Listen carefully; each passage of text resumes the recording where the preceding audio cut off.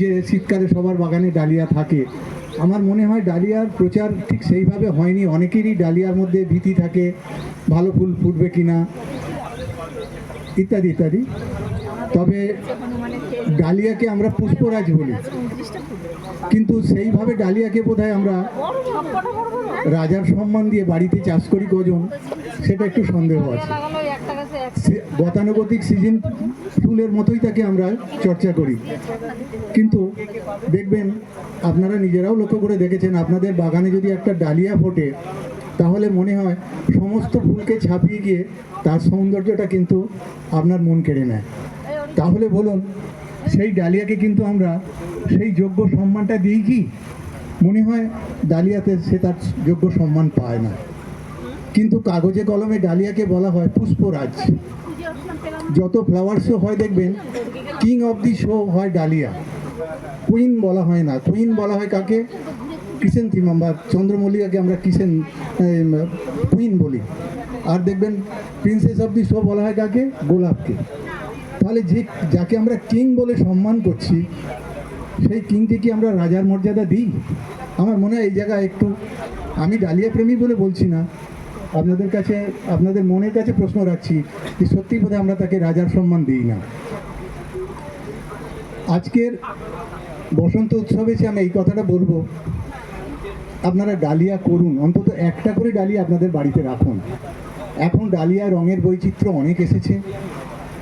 একটা ডালিয়া যদি আপনার বাড়িতে থাকে তাহলে অন্তত আমি মনে করব তাকে একটু সম্মান জানালেন। আজকে আমি এখানে আসতে পেরেছি সেটা কিন্তু ডালিয়ার দৌলতেই। ডালিয়া, দেখুন আরও একটা কথা বলি, সব ফুলের গ্রুপ আছে।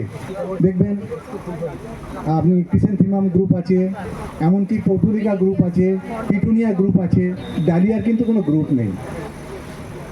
ডালিয়া রাজা হলো, সে হচ্ছে সেই অবহেলিত রাজা। যাই হোক, আমার বিশ্বাস একদিন ডালিয়া সে তার যোগ্য সম্মান পাবে বা আপনাদের কাছে সে সমাদর লাভ করবে। তবে আমি ডালিয়া করতে এসে আমি সম্মান পেয়েছি, সেই হিসাবে আমি বলবো ডালিয়া আগামী দিন আপনাদের বাড়িতে সমাদর লাভ করবে। আর ডালিয়া সম্বন্ধে কি হলো, যে ডালিয়া বাড়িতে চাষ করবো কি করে, কেমন করে করব, ডালিয়া হবে কিনা, আমি মনে করি ডালিয়াকে যেমন তেমন করে চাষ করুন, সে একটা ফুল কিন্তু দেবেই। হয়তো যদি আপনি তাকে পরিকল্পিতভাবে যত্ন সহকারে চাষ করেন তাহলে সে হয়তো উচ্চমানের ফুল দেবে। কিন্তু যদি সাধারণভাবে চাষ করেন, কোনো যত্ন না করে চাষ করেন, তাহলেও কিন্তু সে একটা ফুল দেবে। আর সেই ফুলটা কিন্তু নিতান্ত খুব নিম্নমানের তাও না। তাই বলবো আপনারা একটু ডালিয়াকে যত্ন করে করুন। আর ডালিয়ার বিশেষ যত্নের খুব প্রয়োজন হয় না।